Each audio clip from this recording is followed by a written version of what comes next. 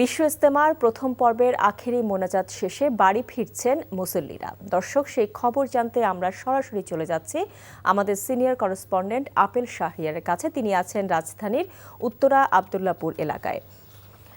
Apple, আখেরি মোনাজাত শেষে মুসল্লিরা বাড়ি ফিরছেন, কেউ ট্রেনে, কেউ বাসে, কেউ পায়ে হেঁটে। তো আপনি যে এলাকায় আছেন সেখানকার অবস্থা কেমন দেখছেন আমাদের জানাবেন।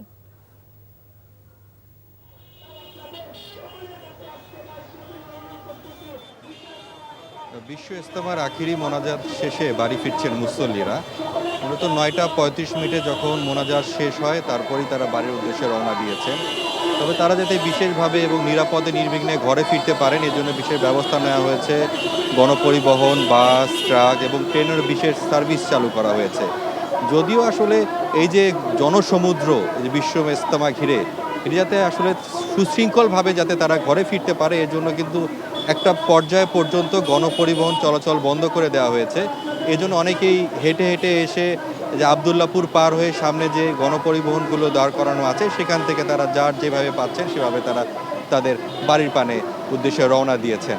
তবে এখানে কিছুটা অভিযোগ করা হচ্ছে যে আসলে যেসব লেগুনা বা বাসগুলো আছে সেটা বাড়তি ভাড়া তারা চাচ্ছেন, সেই অভিযোগটি আমি পেয়েছি।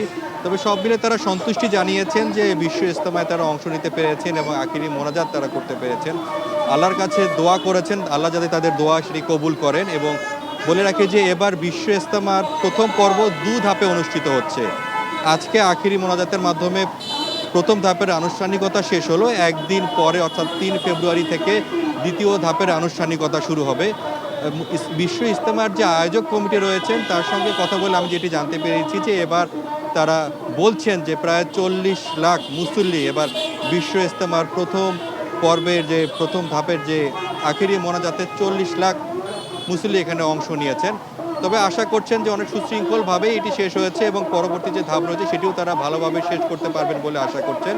তবে এবার 41টি জেলা থেকে মুসল্লিরা এসেছেন এবং ঢাকার কিছু অংশ রয়েছে এবং বিদেশি মুসল্লিরাও কিন্তু এই বিশ্ব ইজতেমায় অংশ নিয়েছেন। তবে তারা এখন প্রত্যাশা করছেন যে তারা যে দিনই যে দাওয়াতটি তারা নিলেন, অর্থাৎ এই দাওয়াতটি তারা তাদের যে বিভিন্ন জায়গায় ছড়িয়ে দেওয়া, তাদের এলাকায় ছড়িয়ে যাওয়ার তারা প্রত্যাশা করছেন। তারা আশা করছেন যে মেহনত অর্থাৎ যে দিনই ইসলাম এবং যে দিনই শিক্ষা তারা এই যে বিশ্ব ইজতেমা থেকে নিলেন সেটি তারা আসলে লালন করে সামনের পথ এগিয়ে যাবেন। আখেরি মোনাজাত শেষে মুসল্লিদের বাড়ি ফেরার খবর জানাচ্ছিলেন সহকর্মী আপেল শাহরিয়ার।